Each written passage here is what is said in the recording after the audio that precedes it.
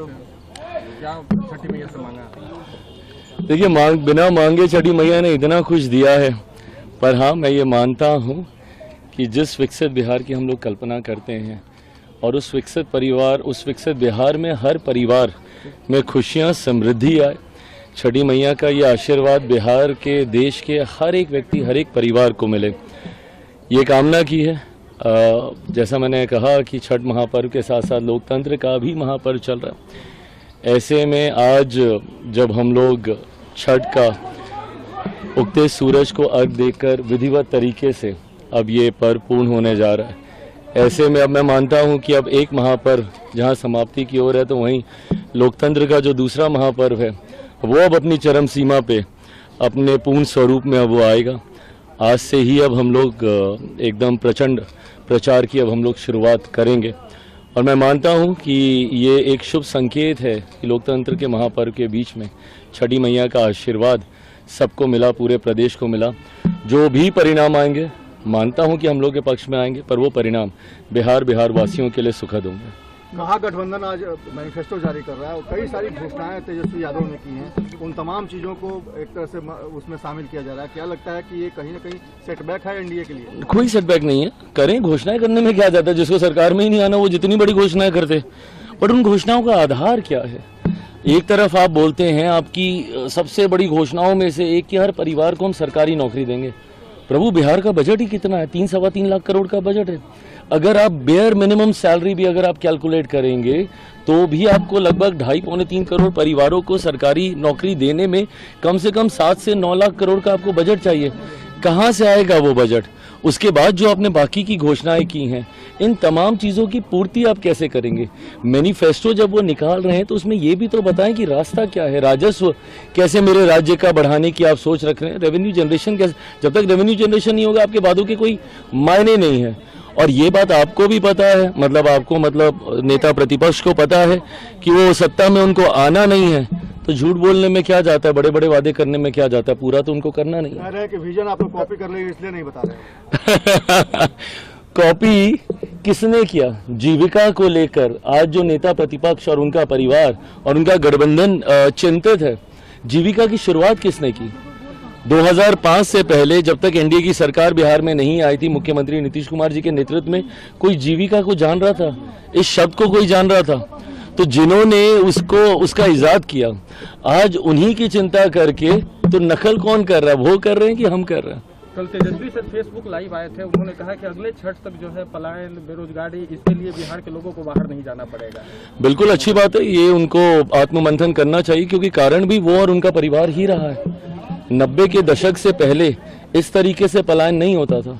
जिस तरीके से 90 का जंगल राज जिसको कहा जाता है, जिस तरीके से उस दौरान युवाओं का पलायन हुआ है, और ये तब से लेकर आज तक जितना नियंत्रित होना चाहिए नहीं हो पाया। ऐसे में मैं ये मानता हूं कि अगले 5 साल डबल इंजन की सरकार प्रधानमंत्री जी के नेतृत्व में, मुख्यमंत्री जी के नेतृत्व में यकीनन उस व्यवस्था का निर्माण किया जाएगा जिससे पलायन, क्योंकि मेरे बिहार फर्स्ट, बिहारी फर्स्ट के लिए भी सबसे बड़ी चिंता का विषय यही है, उसको कैसे नियंत्रित किया जाए, पूर्णतः रोका जाए, ना सिर्फ पलायन रुके बल्कि दूसरे राज्य से बच्चे हमारे राज्य में आए शिक्षा के लिए, रोजगार के लिए।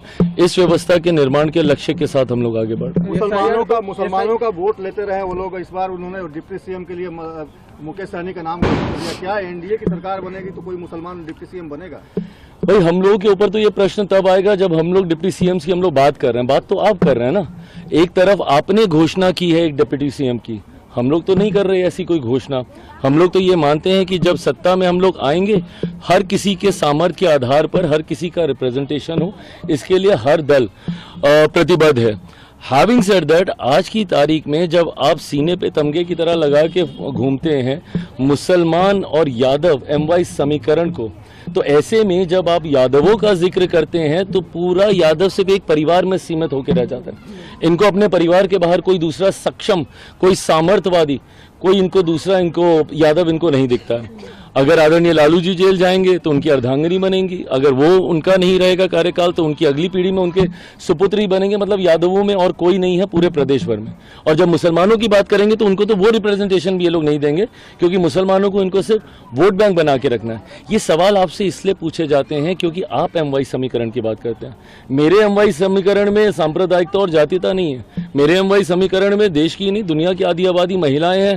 और वाई समीकरण में बिहार की नहीं हमारे देश की सबसे बड़ी आबादी युवा है। सर बट इंडिया गठबंधन में भी तो माइनॉरिटी को उतनी सीटें नहीं मिली। आपकी पार्टी ने 1 दी है, बीजेपी ने तो दी ही नहीं है, और जेडीयू ने 9 के लगभग शायद दिया है। प्रभु हमने कम से कम दी तो, क्योंकि इस गठबंधन के बारे में, एनडीए के बारे में कहा जाता है कि मुसलमान हम लोग को वोट नहीं करता, मुसलमान हम लोग के साथ। ये एक नैरेटिव सेड अनसेड वे में विपक्ष ने पूरी तरीके से स्थापित कर दिया कि मुसलमान हम लोग को वोट नहीं करता।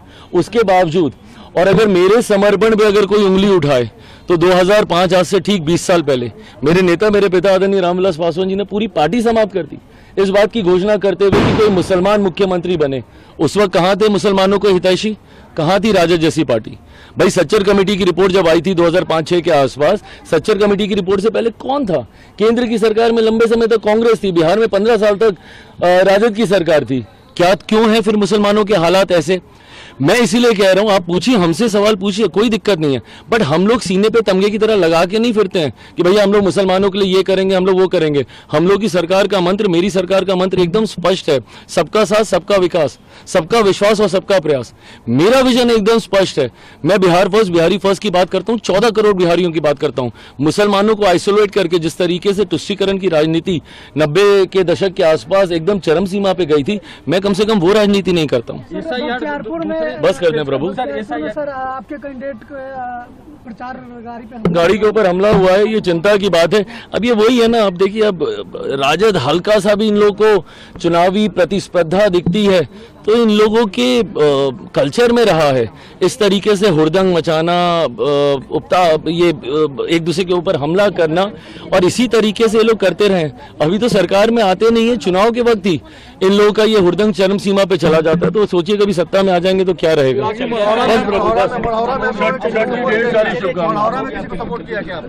बड़ौदा में हाँ, हम लोगों ने अंकित का समर्थन हम लोगों ने किया है, प्रयासरत थे हम लोग। जिस तरीके से नामांकन को लेकर वहाँ पे चिंता हुई थी, पर पूरा एनडीए ने एकजुट होकर, पांचों दल ने, अंकित जो कि वहां से निर्दलीय प्रत्याशी हैं, उनका पूरे एनडीए ने समर्थन किया है। मैं मानता हूं कि एनडीए के पूरे समर्थन के साथ, और उनका अपना एक युवा, पढ़े लिखे युवा हैं, उनका भी एक अपना प्रभाव है। मैं ये मानता हूं कि उनकी भी जीत सुनिश्चित है।